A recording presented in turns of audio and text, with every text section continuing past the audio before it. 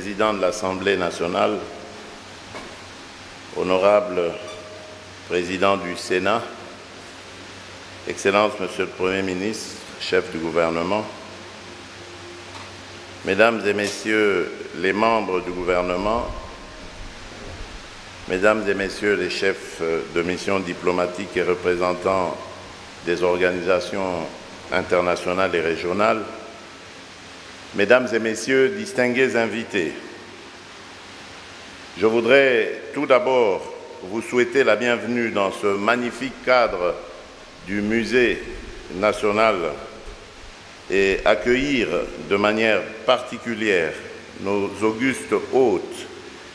venant de pays lointains, nos frères et sœurs représentatifs de l'excellence de l'Afrique et de sa diaspora dans le domaine de la culture, des arts, des lettres et des sciences. En ce premier mois de l'année où nous célébrons dans notre pays, comme à l'accoutumée, la mémoire des martyrs de notre indépendance et celle des héros ayant combattu pour la conquête de notre liberté, nous nous retrouvons ce jour pour célébrer la Journée mondiale de la culture africaine et afro-descendante. À ces combattants de la liberté, je tiens à associer l'évocation des afro-descendants, avec une pensée particulière pour celles et ceux qui ont laissé leur vie en se battant pour la dignité de leurs congénères. Ces afro-descendants sont nos frères et sœurs, éparpillés dans le monde du fait de la traite négrière et de tant d'autres déportations forcées. L'Afrique doit prendre conscience de l'immensité de cette diaspora ancienne dont le poids démographique est impressionnant.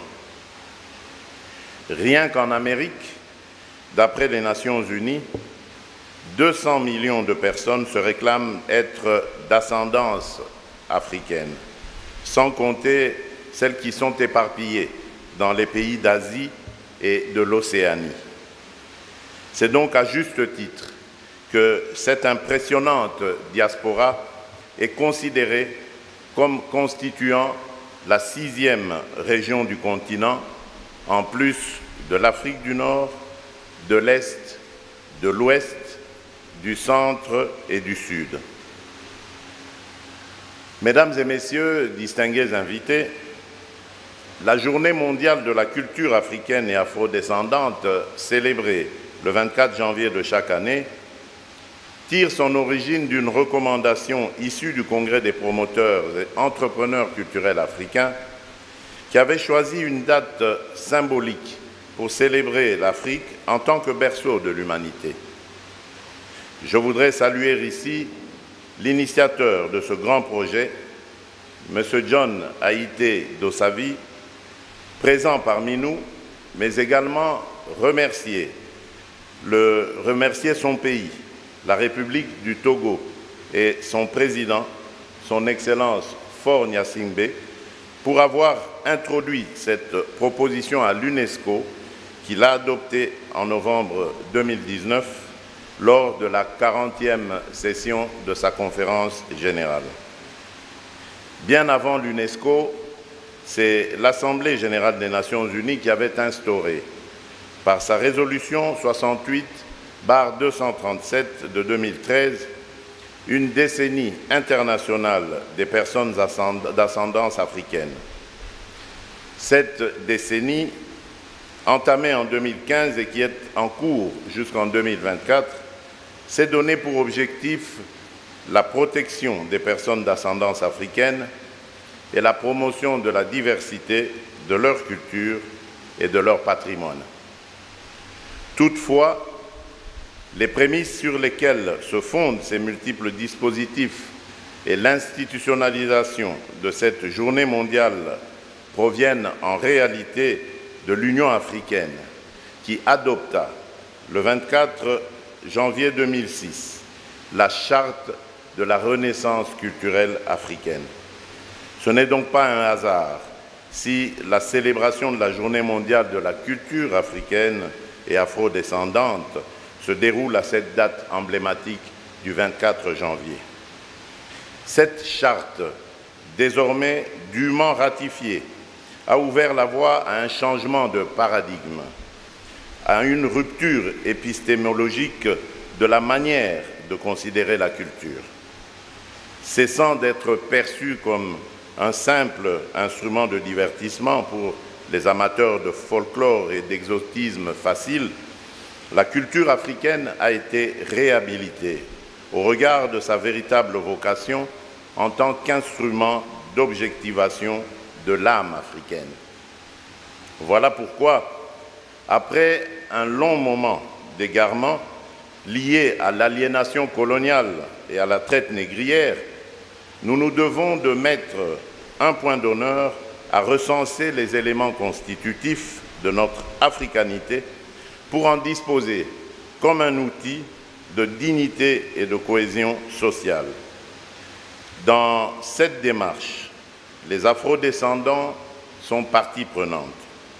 Ils sont les pionniers du panafricanisme qui a ouvert la voie aux indépendances africaines, à la construction de l'Union africaine et au projet d'une renaissance africaine. Il est plus qu'impérieux que notre organisation accorde à la Journée mondiale de la culture africaine et afrodescendante une place de choix dans le calendrier des célébrations qu'elle instaure chaque année. Je m'engage à défendre cette grande idée au sein de l'Union africaine.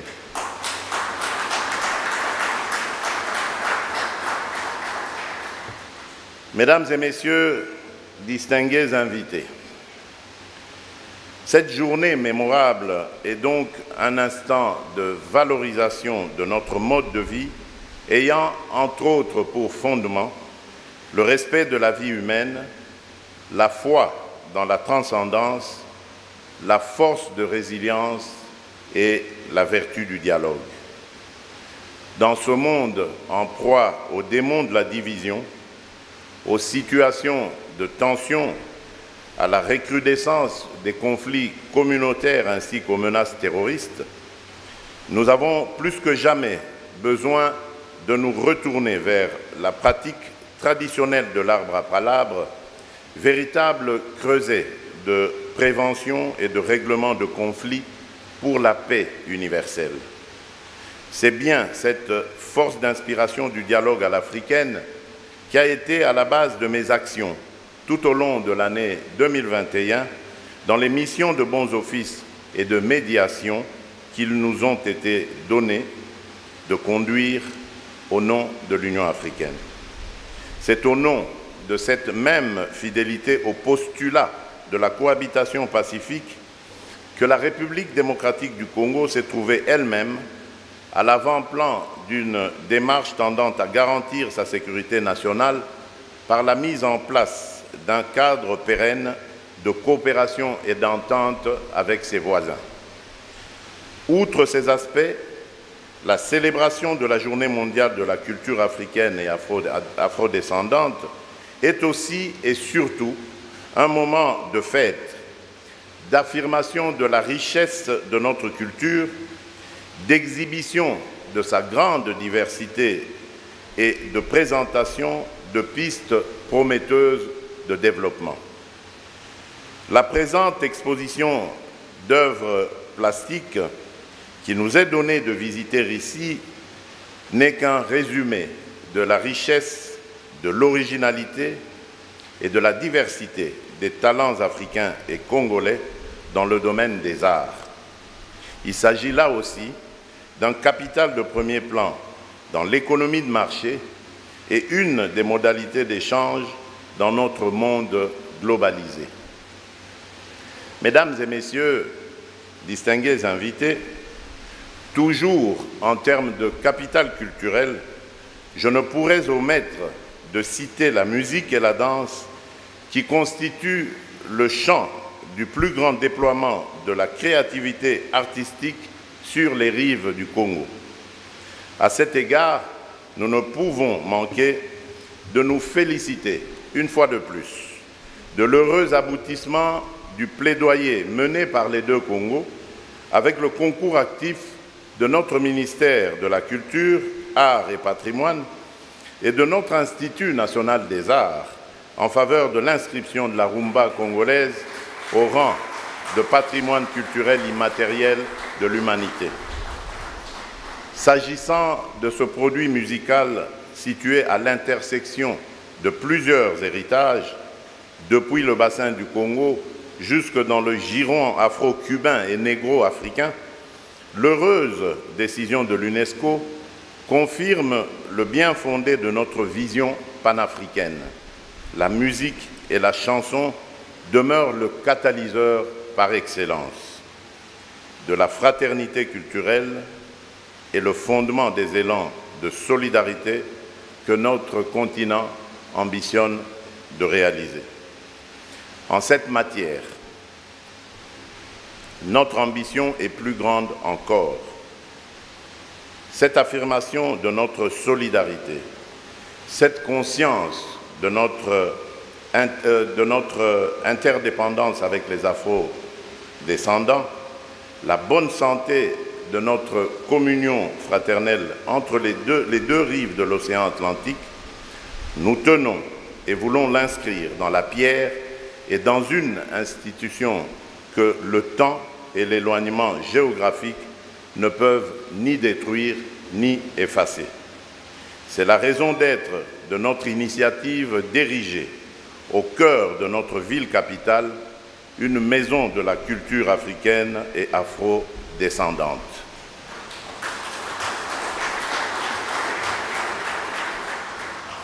Cette maison de la culture est déjà créée sur le plan juridique et attend juste la mise à disposition d'un siège qui soit le reflet de ses ambitions de constituer une instance d'étude et de valorisation du patrimoine historique et culturel panafricain en complément à notre Institut national des musées. Bien entendu, elle est censée servir également de structure d'accueil aux afro-descendants en visite en République démocratique du Congo. Cette démarche de restauration mémorielle serait incomplète si elle n'était accompagnée d'un effort tout autant résolu pour corriger la dépossession dont l'Afrique a été longtemps victime en ce qui concerne ses biens culturels pillés à la faveur de l'occupation coloniale. Sur ce point, comme nous l'avons déjà noté, le contexte est à notre avantage, car un nombre croissant d'anciens pays colonisateurs reconnaissent enfin la légitimité de notre démarche de réappropriation. À ce sujet, nous avons tenu à jeter les bases d'une politique coordonnée de restitution des biens culturels en décidant de la création d'une commission nationale chargée d'évaluer les expériences de restitution réalisées ou en cours avant de proposer une méthodologie de travail et un plan d'action permettant de mener à bien l'ample programme de reconstitution de l'ensemble de notre patrimoine culturel. Mesdames et messieurs, distingués invités, pour construire un avenir commun, partager et promouvoir activement les œuvres de l'esprit, l'initiative la plus emblématique de la présente année demeure la création d'un grand prix panafricain de littérature. Ce projet revêt une signification particulière au moment où plusieurs fils et filles de l'Afrique font briller leur talent dans l'univers littéraire mondial en remportant de prestigieux prix littéraires comme l'atteste l'extraordinaire palmarès des écrivains africains primés en Europe et en Amérique au cours de la seule année 2021. L'Afrique est désormais en mesure de conférer, elle aussi,